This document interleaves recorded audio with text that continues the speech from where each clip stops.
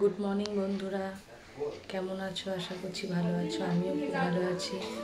তো এই মাত্র আমি ঘুম থেকে উঠলাম। উঠেছি অনেকক্ষণই, সকাল অনেকক্ষণই হয়েছে। এই চারিদিকটা মেঘলা মেঘলা ওয়েদার, খুব ভালো লাগছে দেখতে। একটুখানি রোদ করেছিল, কিন্তু আবার সে মেঘলা মেঘলা ওয়েদার। চলো এবার একটু পর আসছি, ব্লগটা কন্টিনিউ দেখতে থাকো। টাটা।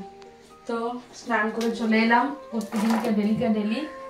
এবার একটু চুলটুল আজরি নিই, একটু স্কিন কেয়ার করে নিই, তারপরে প্রতিদিনকার ডেলি রান্না বান্না শুরু হবে।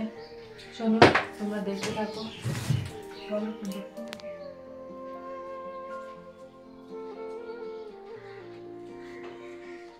চলো প্রতিদিনকার রুটিন শুরু হয়ে যাক। খাওয়া এই যে নিয়ে বসে পড়েছি।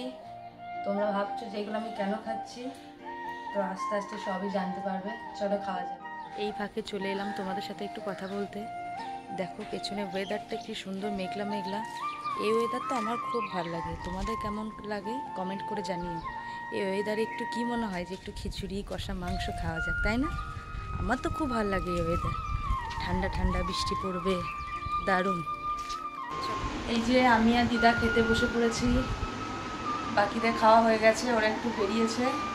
আমি আর দিদা খেতে। তো আজকে মেনুতে আছে ভাত, উচ্ছে সেদ্ধ, আলু ভাজা, এটা গেন্দালি পাতা বড়া, ডিমের ঝোল, আর পুঁই শাক, মাছের মাথা দিয়ে পুঁই শাকের তরকারি।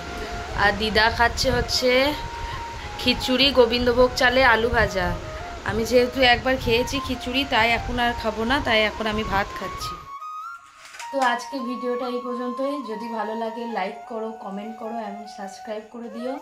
আবার ফিরে আসছি নতুন একটা ইন্টারেস্টিং ব্লগ ভিডিও নিয়ে। চলো আজকের মতো টাটা।